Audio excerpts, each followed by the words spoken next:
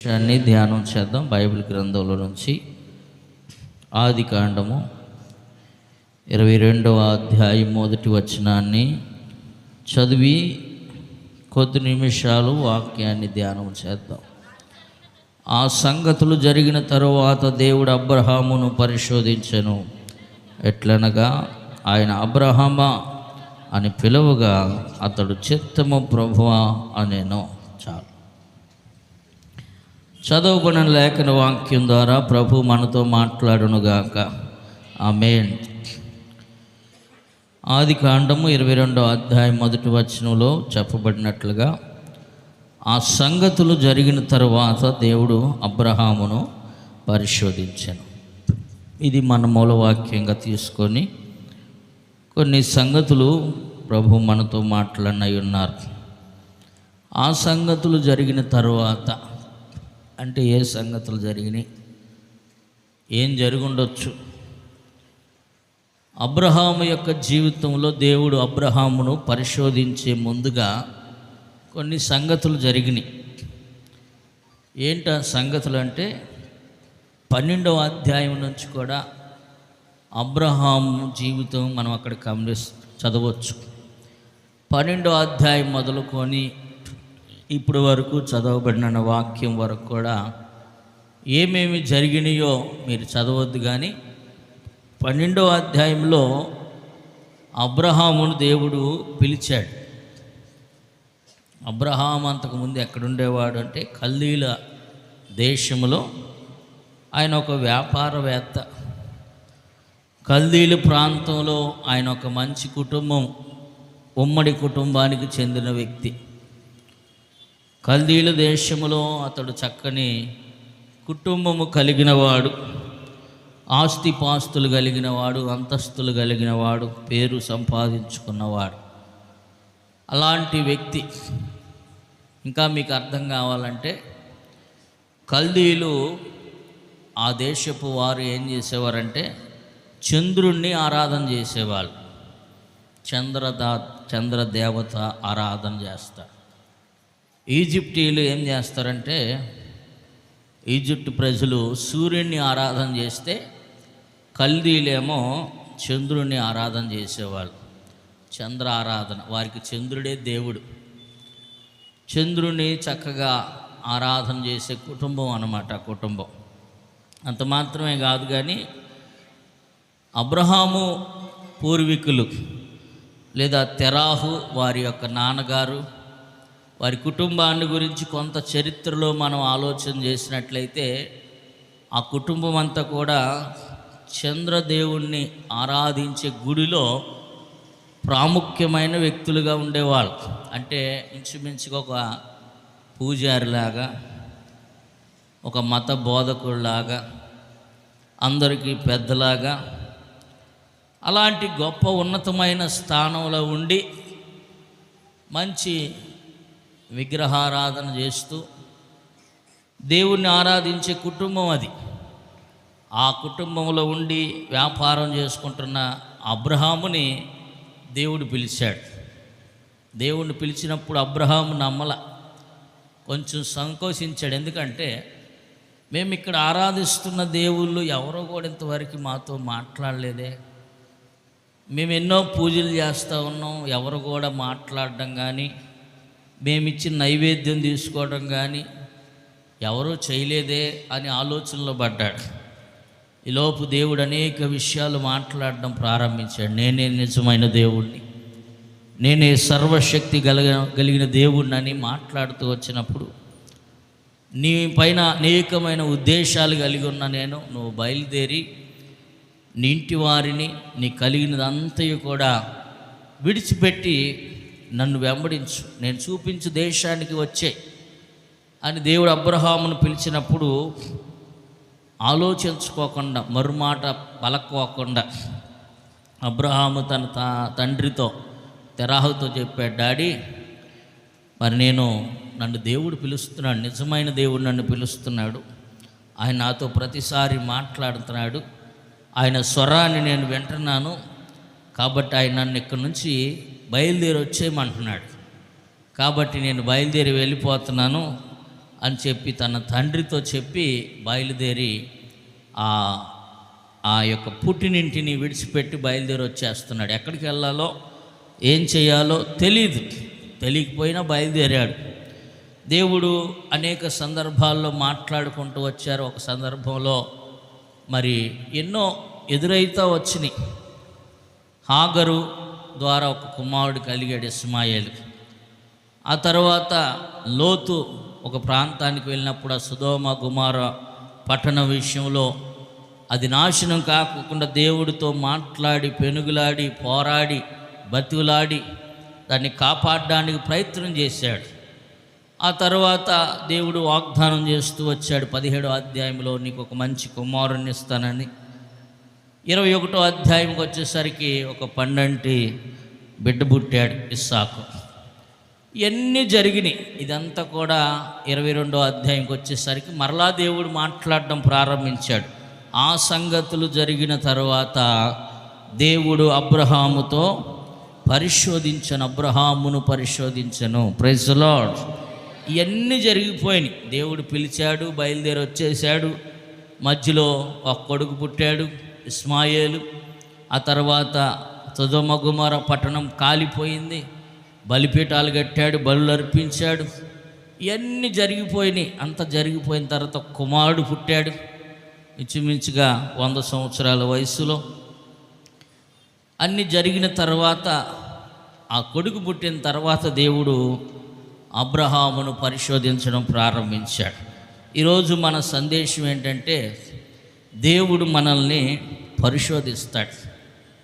ఎప్పుడు పరిశోధిస్తాడో కొన్ని విషయాలు ఈరోజు మనం ధ్యానం చేయబోతున్నాం. ముందుగా ఒక మాట చెప్పుకుందాం. మనం అబ్రహాం అన్న ప్లేసులో దేవుడు నన్ను అనే మాట చేర్చుకోండి. దేవుడు నన్ను పరిశోధించునుగాక. ఆమెను కాదు, మీరు చెప్పాలి ఆ మాట. దేవుడు నన్ను పరిశోధించునుగాక అని చెప్పాలి. దేవుడు మనల్ని పరిశోధిస్తేనే మనం ఒక మెట్టు ఎక్కగలుగుతాం. మనలో పరిశోధన లేదనుకోండి, అక్కడే ఉంటాం. ఎక్కడేసిన గొంగలు అక్కడే ఉంటాం.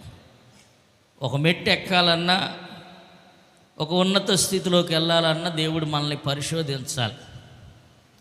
చూడండి, పరీక్షలు వస్తేనే కదా ఒక క్లాసు దాటగలుగుతాం. పరీక్షల్లో రాయిపోకుండా నేను 10th నుంచి ఇంటర్లోకి వెళ్ళిపోతానంటే ఎవరు తీసుకోరు. ముందు పరీక్షలు రాసావా అని అడుగుతారు. పరీక్షలు రాస్తేనే తీసుకుంటారు. దాంట్లో మంచి మార్కులు రావాలి, దానికి సంబంధించిన సర్టిఫికేట్లు రావాలి. అప్పుడు నిన్ను ఇంకొక క్లాసులో జాయిన్ చేసుకోవడానికి అవకాశం ఉంటుంది. పరీక్షలు అంటే చాలామందికి భయం. పరీక్షలు అంటే చాలామందికి ఆ పరీక్షలు రాగానే జ్వరం వచ్చేస్తుంది అన్నమాట. ముందు భయంకరమైన చలి జ్వరం. కొంతమంది పరీక్షలు అనగానే మోషన్స్ అయిపోతాయి. పరీక్షలు అనగానే స్కూల్ ఎగ్గొట్టేస్తారు. ఈ బ్యాచ్ అంతా ఎవరంటే వీళ్ళు సరిగ్గా చదవని వాళ్ళు అనమాట. చదివేవాడికి పరీక్షలు అంటే ఆసక్తే. ఎప్పుడు పరీక్షలు పెడతారా, రాసేద్దాం అని రెడీగా ఉంటారు. ఈ చదవని బ్యాచ్, స్కూల్కి వెళ్ళని బ్యాచ్, వీళ్ళంతా ఏం చేస్తారంటే పరీక్షలు అనగానే భయం పుట్టింది. అమ్మో, ఈ ప్రశ్న ఎప్పుడు చదవలేదే క్లాసులో, ఏం ఆన్సర్ రాయాలి. నేను కూడా అంటే అంత పెద్ద గుడ్ స్టూడెంట్ని కాదులే. ఆ ఇంగ్లీషు ఎగ్జామ్ పేపర్ ఇవ్వగానే ఏం రాయాలో తెలీదు. అప్పుడు సరిగ్గా చదివితేనేగా ఆ ప్రశ్న కిందకి 2 సార్లు, పైకి 2 సార్లు.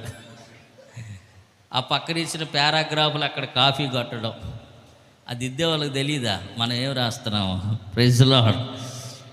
పరీక్షల్లో బాగా చదివితే చక్క రాసుకుంటూ వెళ్ళిపోవచ్చు. పరీక్షల్లో రాయాలంటే నీ జ్ఞానం సంపాదించుకుంటేనే. ఈరోజు మరి అందరూ కూడా నోరు తెరిచి అంటూ ఉన్నారు, ప్రభువా దేవుడు నన్ను పరిశోధించునుగాక అని అన్నారు. మనం ఎంతవరకు దేవుని సన్నిధిలో ఆయన పరిశోధనకు సిద్ధంగా ఉన్నామో మనం పరిశోధించుకుందాం. Praise the lord. ఈరోజు మన ధ్యానంలోకి వెళ్దాం. దేవుడు అందరినీ పరిశోధిస్తాడు. ఎందుకు పరిశోధిస్తాడంటే ఒక 4 విషయాలు చెప్తాను త్వరగా. మొట్టమొదటిగా దేవుడు ఎందుకు పరిశోధిస్తాడంటే, ఆయన అన్నీ ఇచ్చిన తర్వాత ఒకసారి పరిశోధన చేస్తాడనమాట. దేవుని సన్నిధిలో అడిగిన వెంటనే ఆయన అడుగువానికి అత్యధికముగా దయచేసే దేవుడని మనం వింటూ ఉన్నాం. ఆయన అడిగిన ప్రార్థనకి ఖచ్చితంగా ఇస్తాడు. ఒక దీన స్థితిలో నుంచి ఉన్నతమైన స్థితిలోకి నడిపిస్తాడు. అలాగే మంచిగా చదువు విషయంలో ఆయన జ్ఞానాన్ని ఇస్తాడు. ఉద్యోగాల విషయాల్లో దేవుడు కార్యం చేస్తాడు. ఆయన చేయని దేవుడు కాదు, ఆయన చేసే దేవుడే. Praise the Lord. ఆయన అన్నీ ఇస్తాడు. నువ్వు అడిగిన దానికంటే, ఊహించిన దానికంటే అత్యధికముగా దేవుడు మనకి అన్నీ సమకూర్చే దేవుడే. అయితే సమకూర్చబడిన తర్వాత ఒకసారి పరిశోధన చేస్తాడనమాట. అసలు ఈ పరిశోధనలో వీళ్ళు పాస్ అవుతారా, ఫెయిల్ అవుతారా? చూడండి, మీకు అర్థం కావడానికి చెప్తా. ఇప్పుడు ఒక పిల్లలు ఉంటారు కదా, ఆ పిల్లలకి మనం ఒక 100 రూపాయలు పెట్టి మంచి కేకులు, బిస్కెట్లు, చాక్లెట్స్ అన్నీ కొని ఒక ప్యాకెట్ నిండా, సంచి నిండా కొనిచ్చేసాం. ఇచ్చిన తర్వాత ఆ పిల్లోడిని మనం అడుగుతాం, అరే నాకు ఒక బిస్కెట్ పెట్టరా, నేనే కదరా కొనిచ్చింది నీకు, ఒక బిస్కెట్ పెట్టంటే కొంతమంది పిల్లలు పెద్ద మనసుతో, చిన్నపిల్లలే కానీ పెద్ద మనసు ఉంటుంది వాళ్ళకి. ఆ పెద్ద మనసుతో ఏం చేస్తారంటే ఒక ప్యాకెట్ ఇచ్చేస్తారు. నువ్వు తీసుకో, ఈ ప్యాకెట్లన్నీ నాకు ఉన్నాయి కదా, ఈ ప్యాకెట్ నువ్వు ఉంచుకో అని చెప్తారు. ఇంకొంతమంది చిన్న మనసు ఉన్న వాళ్ళు ఉంటారు, వాళ్ళు అసలు ఆ ప్యాకెట్ చింపి ఒక బిస్కెట్ కూడా ఇవ్వరు అన్నమాట. కొంచెం తుంపి అలాగ కొద్దిగా పెడతారంతే. చూడండి, అంటే మనుషుల్లో ఉన్నటువంటి విధానాలు. దేవుడు ఇస్తాడు సమృద్ధిగానే, ఇచ్చి ఒకసారి పరిశోధన పెడతాడనమాట. వీళ్ళు నాకు మరలా తిరిగి ఇస్తారా, వాళ్ళ దగ్గరే దాచుకుంటారా? Praise the lord. ఇస్తారా, దాచుకుంటారా అని ఒకసారి పరీక్ష పెడతాడు. ఇప్పుడు అబ్రహాముకు కూడా అన్నీ ఇచ్చాడు. అన్నీ ఇచ్చిన తర్వాత పని వాళ్ళు ఉన్నారు, పశువులు ఉన్నాయి. అలాగే ఇక లేని కొరత ఏంటంటే కొడుకు లేడని బాధపడ్డాడు కొన్నాళ్ళు. ఆ కొడుకును కూడా ఇచ్చేసాడు. ఇచ్చి ఇప్పుడు పరిశోధించడం ప్రారంభించాడు. ఇదిగో అబ్రహాం, నేను ఒక మాట చెప్తున్నా, జాగ్రత్తగా విను. చిత్తం ప్రభువా, ఏంటి చెప్పండి అన్నాడు. ఇదిగో నువ్వు ఒక్కగానొక్క కుమారుడైనటువంటి ఇస్సాకు నువ్వు బాగా ప్రేమిస్తున్నావు కదా, ఆ ఇస్సాకును తీసుకొని నేను చూపించే ఈ మోరియా పర్వతం మీదకి రా, అక్కడికి వచ్చిన తర్వాత నేనేం చేయాలో నీకు చెప్తాను అన్నాడు. అలాగే దేవుని మాటను వెనుతీయకోకుండా ఒక్కడే అయినటువంటి కొడుకుని, వారసుడిని తీసుకొని మోరియా పర్వతం మీదకి వచ్చేసాడు. రావటమే కట్టెల్ని క్రమంగా పేర్చాడు. ఇస్సాకును పశువు మీద, బలిపీఠం మీద పడుకోబెట్టాడు. ఇక వధించడానికి కూడా వెనకం చేయట్లా. దేవుణ్ణి మరలా అడగట్లే ఇక రిక్వెస్ట్గా, అయ్యా ఇచ్చేయమంటావా, నిజంగా ఇచ్చేయమంటావా అని మరలా అడగట్లేదు. కానీ అన్నిటికీ సిద్ధమైపోయి మనసు నిబ్బరపరుచుకొని యెహోవా ఈరే, ఆయనే చూసుకుంటాడని చెప్పి దేవుని చిత్తానికి వదిలేశాడు. వదిలేసిన తర్వాత దేవుడు మరి ఆయన బలిని కోరే దేవుడు కాదు కదా. Praise the Lord. ఆయన బలిని కోరే దేవుడు కాదు, ఆయన మన హృదయాన్ని కోరే దేవుడు, మన అర్పణలు కోరే దేవుడు. కానీ బలిని ఎప్పుడు ఆయన కోరుకోడు, రక్తాన్ని చిందించడం ఆయనకి ఇష్టం ఉండదు. అందుకని ఆయన, అబ్బాయి నువ్వు అర్జెంటుగా ఆ బలిని ఆపేసేయి, ఎందుకంటే నిన్ను పరిశోధించా, ఆ పరిశోధనలో నువ్వు పాస్ అయ్యవు అని ఒక మంచి మాటను చెప్పినప్పుడు ఆయన కొరకు అక్కడ అబ్రహాము బలి కొరకు ఒక పొటేలు అక్కడ సిద్ధంగా ఉండటం, ఆ పొటేలును వధించడం జరిగింది. ఇది మొదటి పరిశోధన అబ్రహాము జీవితంలో. అన్నీ ఇచ్చిన తర్వాత ఒకసారి పరిశోధించాడు. ఇలాంటి భక్తుడే ఒక ఆయన బైబిల్ గ్రంథంలో మనకు కనిపిస్తాడు. ఎవరంటే యోబు అనే భక్తుడు. ఈ భక్తుడు కూడా ఆయన గురించి చదువుతూ ఉంటే, ఊజు అనే ప్రాంతంలో, ఆ పట్టణంలో చక్కని పశువులు కలిగిన వాడు, కుటుంబం కలిగిన వాడు, బిడ్డలు కలిగిన వాడు, మంచి ఆరోగ్యం కలిగిన వాడు యోబు భక్తుడు. దేవుని చేతే ఒక సాక్ష్యాన్ని పొందాడు. యోబు వంటి భక్తుడు ఇలాంటి వాడు యూజు పట్టణంలో ఎక్కడ కూడా లేడు అని ఒక మంచి సాక్ష్యాన్ని పొందుకున్నాడు దేవుడి సన్నిధిలో. అలాంటి ఆయనకి సమృద్ధిగా ఉంది, ఏ లోటు లేదు. కానీ దేవుడు ఇచ్చాడు కాబట్టి ఒకసారి పరిశోధన చేయటం ప్రారంభించాడు. ఏమైంది? ఒక సుడిగాలు వచ్చింది, పెను తుఫాను వచ్చింది, మొత్తం కూడా తనకు ఉన్నటువంటి అన్ని ఆస్తిపాస్తులన్నీ కోల్పోయాడు. ఇల్లులు కోల్పోయాడు, కుటుంబాన్ని కోల్పోయాడు, బిడ్డలను కోల్పోయాడు. శరీరం అంతా కూడా భయంకరమైనటువంటి శాపగ్రస్తంలోకి మార్చబడిపోయింది. అయినా సరే యోబు భక్తుడు దేవుని యొక్క పరిశోధనలో నెగ్గుతాడో లేదో అని అనుకున్నారు. కానీ యోబు భక్తుడంట ఒక్క మాట కూడా దేవుడు నాకు అన్యాయం చేశాడని కానీ, దేవుడు నాకు ఈ శిక్ష వేశాడని కానీ ఎక్కడ కూడా మాట్లాడలా. యెహోవా ఇచ్చిన యెహోవాయే తీసుకొనెను, యెహోవా నామమునకు స్తుతి కలుగునుగాక అని చక్కగా మరి యోబు భక్తుడు కూడా చెప్పాడు. ఇశ్రాయేలు ప్రజలను కూడా దేవుడు పరిశోధించాడు. అందరినీ దేవుడు పరిశోధిస్తాడు. ఎప్పుడు పరిశోధిస్తాడంటే మొదటిగా అన్నీ ఇచ్చిన తర్వాత. దేవుడు మనకు అన్నీ ఇచ్చాడు. ఇచ్చినప్పుడు దేవుని సన్నిధిలో మనము యథార్థంగా ఉండాలి, అది నిలబెట్టుకోగలగాలి. అది నిలబెట్టుకొని దేవునికి మనము కృతజ్ఞత కలిగిన వారుగా ఉంటే ఆయన మనల్ని పరిశోధనలో నెగ్గే వారంగా మనం ఉంటాం. రెండో విషయాన్ని మనము ముందుకు వెళ్దాం. అన్నీ ఇచ్చిన తర్వాత అబ్రహామును పరిశీలించిన దేవుడు ఆ పరిశోధనలో అబ్రహాము నెగ్గాడు. మరలా ఇంకొకసారి పరిశోధించడం ప్రారంభించాడు. ఎందుకు పరిశోధిస్తున్నాడు, ఎందుకు పరిశీలిస్తున్నాడంటే రెండోదిగా మీకు జ్ఞాపకం చేస్తాను. 24వ అధ్యాయం 1వ వచనంలో కూడా చదివితే, ఆదికాండం బహుకాలము గడిచిన వృద్ధుడై ఉండెను, అన్ని విషయములలో యెహోవా అబ్రహామును ఆశీర్వదించెను. Praise the Lord. ఎందుకు దేవుడు పరిశోధన చేస్తాడు? ఎందుకు పరిశోధన చేస్తాడంటే రెండో విషయం ఏంటంటే, నిన్ను దేవుడు ఇంకా అత్యధికముగా అన్ని విషయాల్లో ఆశీర్వదించడానికి దేవుడు పరిశోధన చేస్తాడు. Praise the Lord. హల్లెలూయా. మొదటిది అన్నీ ఇచ్చిన తర్వాత పరిశోధన చేస్తాడు. రెండోదిగా అన్నిటిలో ఇంకా నిన్ను అత్యధికముగా ఆశీర్వదించడానికి కూడా దేవుడు పరిశోధన చేస్తాడు. ఇప్పుడు అబ్రహాముకి ఏ లోటు లేదు. ఆ పరిశోధన అయిపోయిన తర్వాత ఇక్కడ రాయబడిన మాట ఏంటంటే, అబ్రహాము బహుకాలము గడిచి వృద్ధుడైన తర్వాత దేవుడు అతన్ని అన్ని విషయాల్లో, అన్ని అంటే ఇక ఏ లోటు కూడా లేదు, సంపూర్ణమైనటువంటి ఆశీర్వాదం, సంపూర్ణమైనటువంటి ఆశీర్వాదముతో నింపాడు. Praise the Lord. మనల్ని దేవుడు ఎందుకు పరిశోధన చేస్తాడంటే రెండో మాటగా మనము జ్ఞాపకం చేసుకున్నట్లయితే, ఇంకా అత్యధికముగా ఆశీర్వదించడానికి దేవుడు మనల్ని ఇలాగ పరిశోధన చేస్తూ ఉంటాడు. కొన్నిసార్లు మనం అనుకుంటాం, ప్రతిసారి శోధనలు నాకే వస్తున్నాయి, ఎవరికి రావట్లేదు, ఈ శోధనలు నాకే వస్తున్నాయి ఎందుకని అని అనుకుంటూ ఉంటాం. మనం అర్థం చేసుకోవాలి, దేవుడు పరిశోధిస్తున్నాడు అని అర్థం చేసుకోవాలి. ఆయన పరిశోధన చేస్తున్నాడంటే ఇంకా ఏదో ఒక గొప్ప మేలు దాచి ఉంచాడని అర్థం చేసుకోవాలి. చూడండి, యోబు భక్తుడి జీవితంలో కూడా మనం జ్ఞాపకం చేసుకున్నట్లయితే 42:12 యోబు గ్రంథం 42:12లో మనం చదివినట్లయితే ఒక చక్కని మాట రాయబడి ఉంటుంది. యెహోవా యోబును మొదట ఆశీర్వదించిన దానికంటే మరి అధికముగా ఆశీర్వదించాడు. Praise the Lord. ఇది రెండో మాట.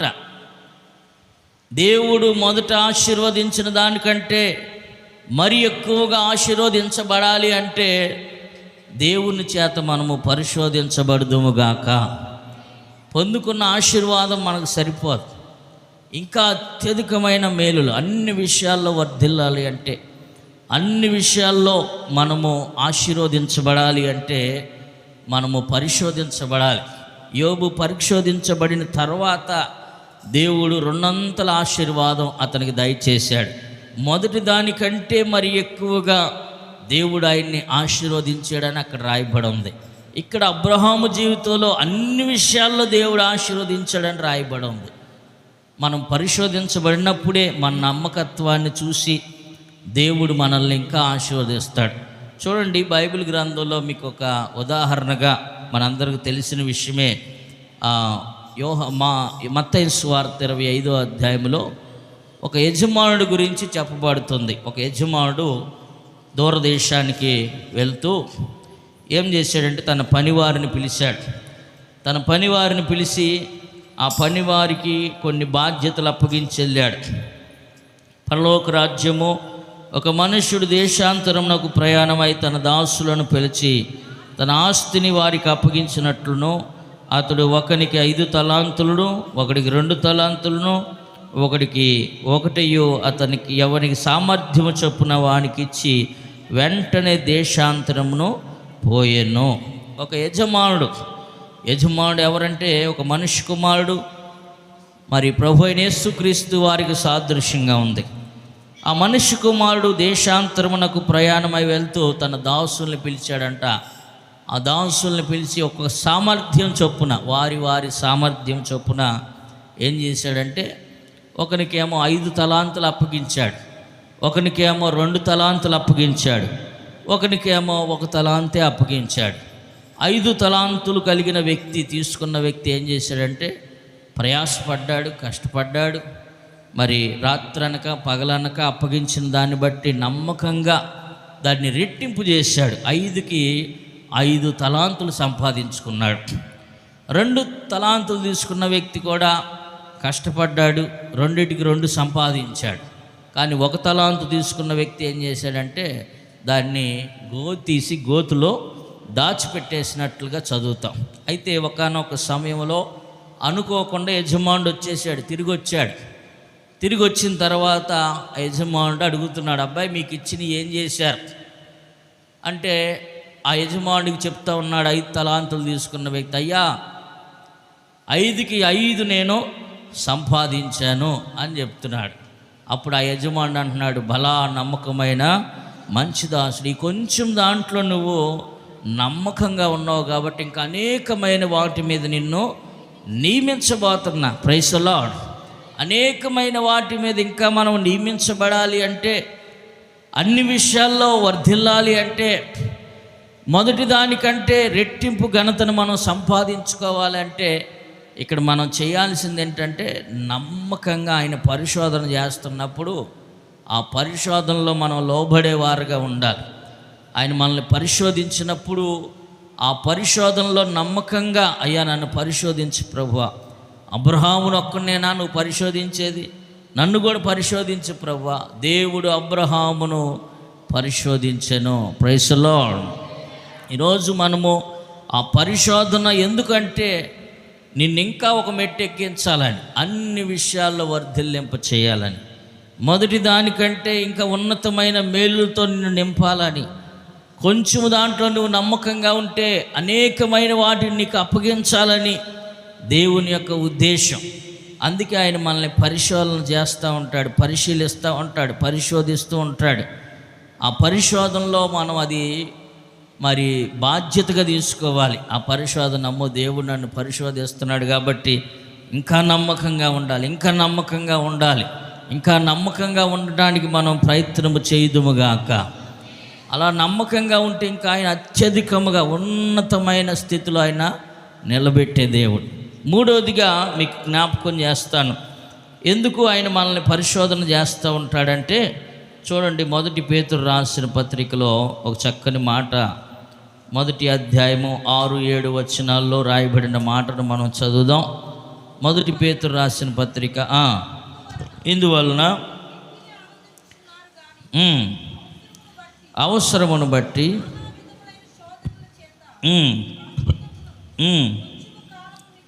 కొంచెము కాలం మీకు దుఃఖము కలుగును, అగ్ని పరీక్ష వలన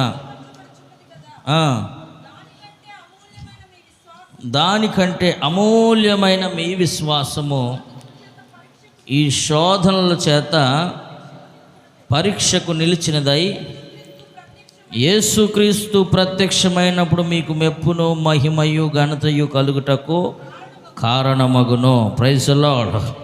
దేవుడు ఎందుకు పరీక్షిస్తాడు అనటానికి 2 కారణాలు మనం జ్ఞాపకం చేసుకున్నాం.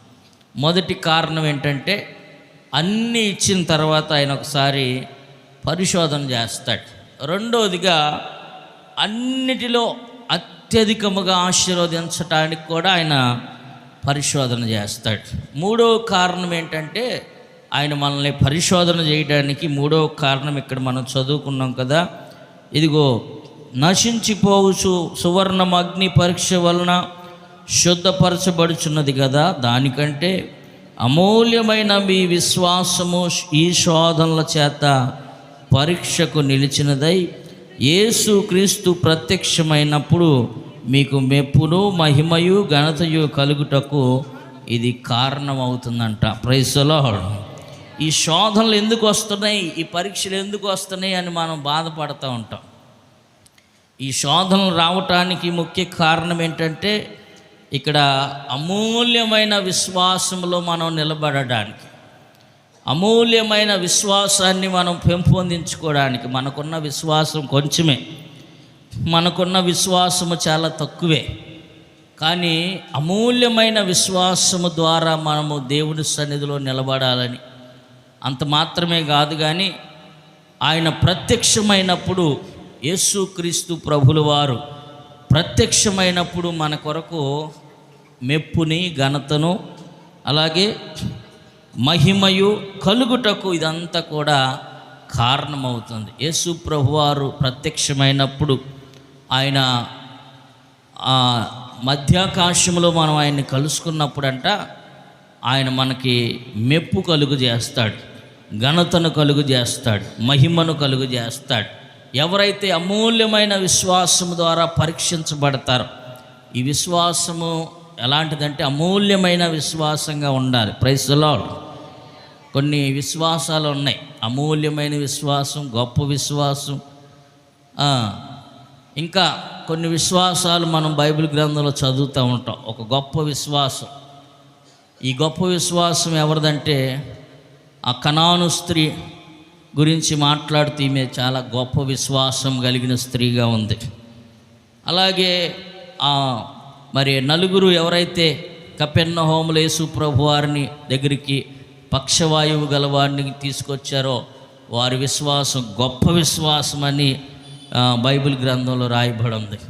ఈ విశ్వాసం మనం కలిగి ఉండటానికి మనకి శోధనలు వస్తూ ఉంటాయి. విశ్వాసములో మనము పెంపొందించబడటానికి శోధనలు వస్తూ ఉంటాయి. విశ్వాసములో మనం నిలకడగా నిలబడడానికి, దేవుని పైన ఆధారపడి నిలబడడానికి శోధనలో లేకపోతే పరీక్షలు అనేవి మనకు వస్తూ ఉంటాయని, విశ్వాసములో మనం స్థిరులుగా ఉండటానికి, అమూల్యమైన విశ్వాసమును మనం సంపాదించుకున్నటకు ఇగో ఈ పరీక్షలు అనేవి మనకు తరచుగా వస్తాయి, అయిపోతాయి.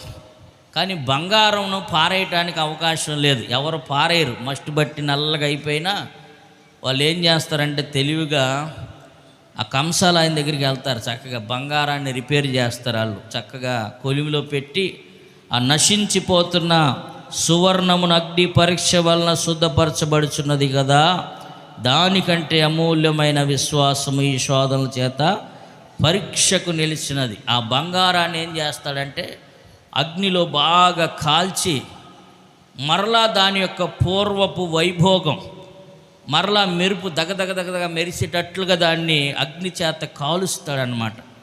ఈ అగ్ని చేత కాల్చడమే పరిశోధించబడటం. Praise the Lord. ఈ పరిశోధించబడటం ఏంటంటే మరలా మనం అగ్నిలో కాల్చబడటమే. మనం శోధించబడిన తర్వాత ఏమైపోతామంటే సువర్ణంగా, మంచి సువర్ణంగా మార్చబడతాం. Praise the Lord. శోధింపబడిన మీదట నేను సువర్ణమై మారెదను. హల్లెలూయా హల్లెలూయా హల్లెలూయా ఆమేన్. హల్లెలూయా హల్లెలూయా హల్లెలూయా ఆమేన్.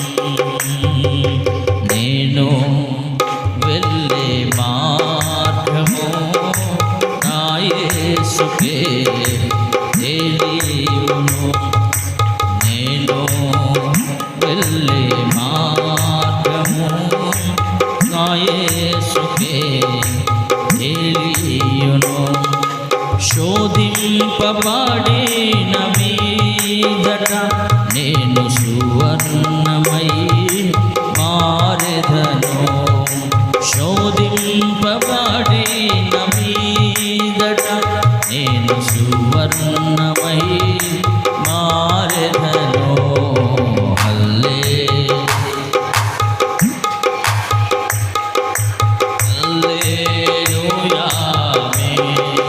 విశ్వాసనావసాగుచు పయనించు సమయాన ప్రభు విశ్వాసనావసాగుచు పయనించు సమయాన ప్రభు సాతాను సుడిగాలి రేపగా నా ఎదుటే నిలిచేవా నా ప్రభు. సాతాను సుడిగాలి రేపగా నా ఎదుటే నిలిచేవా నా ప్రభు. హల్లెలూయా. హల్లెలూయా. ఆమేన్. హల్లెలూయా. హల్లెలూయా. ఈ పాట రాసేటప్పుడు యేసన్న గారు కూడా అంట ఆ లేమల్లిలో మొట్టమొదటి మందిరం తుఫాన్ వచ్చి కూలిపోయినప్పుడు ఆయనకున్నదే ఒక్క మందిరం, ఒక చిన్న మందిరం. ఆ చిన్న మందిరం కూడా తుఫాన్ వచ్చి కూలిపోయిందంట. కూలిపోయినప్పుడు ఆయన రాసుకున్నాడు ఈ పాట. అంటే ఆయన్ని కూడా దేవుడు ఇంకొక మెట్టు ఎక్కించడానికి దేవుడు ఆయన్ని పరిశోధించాడు. అసలు ఈ తుఫానుకి నిలబడతాడా? నిలబడ్డా. ఆ తుఫాను సుడిగాళ్ళు వచ్చినప్పుడు, ఆ పెను తుఫాన్లు వచ్చినప్పుడు ఈ విశ్వాస నావ కొట్టుకొని పోకోకుండా దేవుడు కాపాడాడు. కాబట్టి ఆ పరిచర్యను దేవుడు ఇంకా అత్యధికముగా ఆశీర్వదించాడు. Praise the Lord. శుద్ధ సువర్ణంగా మార్చాడు. కాబట్టి మనము కూడా పరిశోధన జరుగుతున్నప్పుడు మనం ఆలోచించాలి, దేవుడు మనకు అన్నీ ఇచ్చాడు కాబట్టి పరిశోధిస్తున్నాడని మొదటిగా గుర్తెరగాలి. రెండవదిగా మొదటి దానికంటే ఇంకా అత్యధికముగా ఆశీర్వదించాలని దేవుడు ఉద్దేశించాడు కాబట్టి పరిశోధిస్తున్నాడని గుర్తెరగాలి.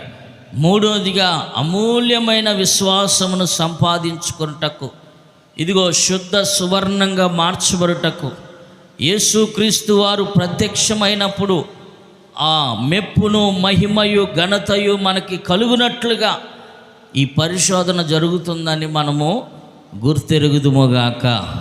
ఇంకొక మాటను మీకు జ్ఞాపకం చేస్తా. ఎందుకు పరిశోధన చేస్తాడు దేవుడు అంటే, యెషయా గ్రంథంలో రాయబడిన మాటను మీకు జ్ఞాపకం చేసి మనము ప్రార్థన చేసుకుందాం. యెషయా గ్రంథం 28వ అధ్యాయము 16వ వచనాన్ని కూడా చదువుకుందాం.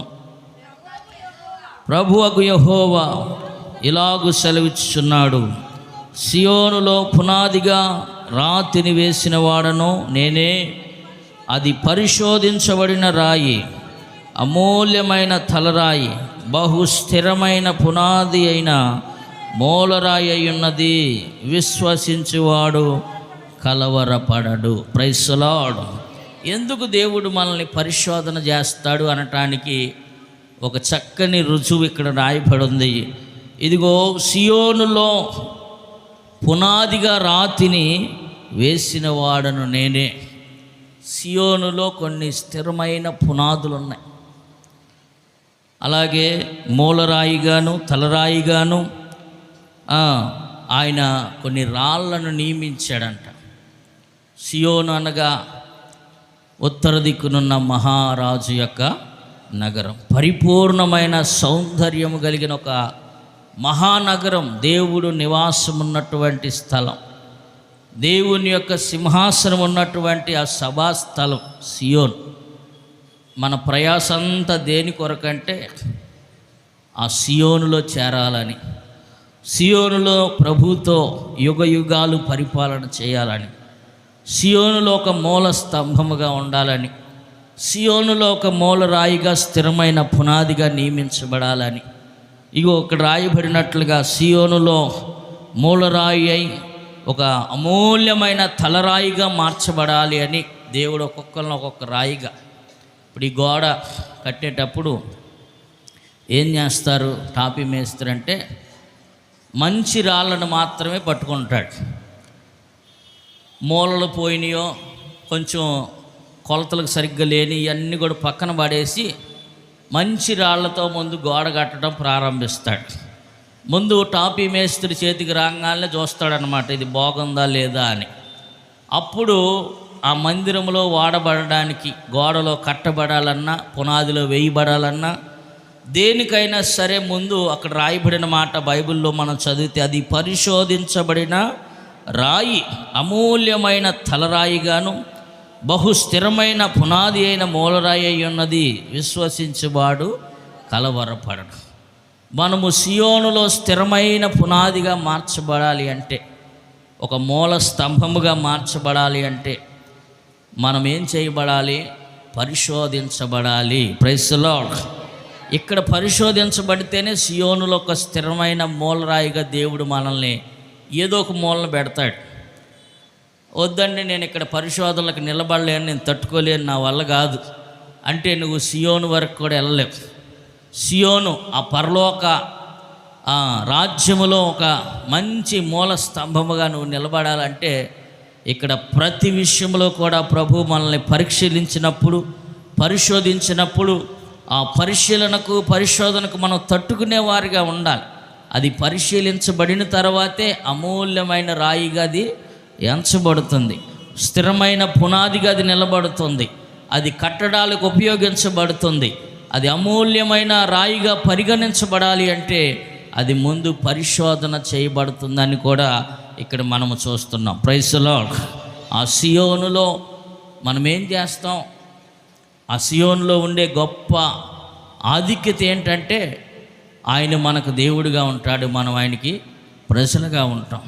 ఆయన సింహాసనం మీద కూర్చొని మనల్ని పరిపాలిస్తూ ఉంటాడు. అక్కడ మనం చూస్తే ఒక మాటను చదవండి, 22 ప్రకటన గ్రంథం 3-4 వచనాల్లో ఆ సియోనులో ఏముందో అక్కడ రాయబడి ఉంది, చదవండి.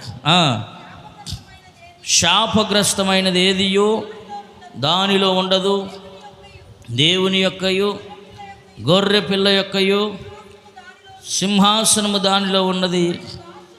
ఆయన దాసులు ఆయనను సేవించుచు ఆయన ముఖదర్శనము చేయుదురు. ఆయన నామం వారి నొసళ్ళ మీద ఉండును, రాత్రికెన్నడూ ఉండదు. దీపకాంతి అయినను సూర్యకాంతి అయినను వారికి అక్కర్లేదు. దేవుడైన ప్రభువే వారి మీద ప్రకాశించును, వారు యుగ యుగములు రాజ్యము చేయుదురు. Praise the Lord. ఇది సియోన్లో ఉన్నటువంటి గొప్ప ఆధిక్యత. మనం అందరం కూడా సియోనుకి ప్రయాణం చేస్తున్నాం, సియోనుకి ప్రయాణంలో ఉన్నాం. మరి ఆ ప్రయాణంలో అక్కడ ఒక మూలరాతిగా, మూల స్తంభముగా, స్థిరమైన పునాదుల్లో మనం కూడా ఉండాలంటే 21వ అధ్యాయం ప్రకటన గ్రంథంలో ఆ పరలోక పట్టణాన్ని కట్టే విధానం గురించి కూడా దేవుడు చెప్తూ యోహానికి 12 పునాదులు కలిగిన పట్టణం, 12 గుమ్మాలు కలిగిన పట్టణం, 12 రత్నములతో పొదగబడినటువంటి పట్టణం, అది బంగారు వీధులతో నిర్మించబడుతున్నటువంటి పట్టణం, ఆ మహాపట్టణము దేవుడే దానిలో ప్రకాశించబోతున్నాడని, అక్కడ ఆకలి దప్పులు కానీ, వ్యాధులు కానీ, రోగాలు కానీ ఏది ఉండదు, మరణం ఇంకనూ ఉండదంట అక్కడ. అలాంటి శ్రేష్టమైనటువంటి మహానగరంలో మనము కూడా ఒక మూలరాయిలాగా, స్థిరమైన పునాదులాగా, అన్ని రాళ్ళలో ఒక రాయిగా మనం కూడా ఉండాలి అంటే ఏం చేయాలంటే, 4వదిగా ఇక్కడ మనం జ్ఞాపకం చేసుకున్నాం, అది పరిశోధించబడితేనే అది స్థిరమైన పునాదిగా మార్చబడుతుంది. Praise the Lord. ఆ సియోన్లో స్థిరమైన మూలరాయిగా నువ్వు నేను మార్చబడాలి అంటే ఇక్కడ పరిశోధించబడాలి. ఈరోజు అబ్రహాము ఆ భక్తుని యొక్క జీవితంలో నుంచి ఒక్క మాటను మనం జ్ఞాపకం చేసుకున్నాం. దేవుడు అబ్రహామును పరిశోధించెను. Praise the Lord. ఎందుకు పరిశోధించాడో 4 విషయాలు ఈరోజు మనం ధ్యానం చేసాం. మొదటిగా, అన్నీ ఇచ్చిన తర్వాత ఒకసారి పరిశోధన చేశాడు. అన్ని విషయాల్లో ఆశీర్వదించడానికి పరిశోధన చేశాడు. అమూల్యమైన విశ్వాసము గలవారిగా మార్చబడుటకు పరిశోధన చేశాడు. సియోనులో ఒక మూలరాయిగా నిలబెట్టుటకు పరిశోధన చేశాడని 4 విషయాలు ఈ మధ్యాహ్న సమయంలో మనం ధ్యానం చేస్తూ వచ్చాం. దేవుడి మాటలు దీవించి ఆశీర్వదించునుగాక. ఆమేన్, ఆమేన్. అందరం లేచి నిలబడదాం. అందరం లేచి నిలబడి ప్రభువుని మనము ఘనపరుద్దాం.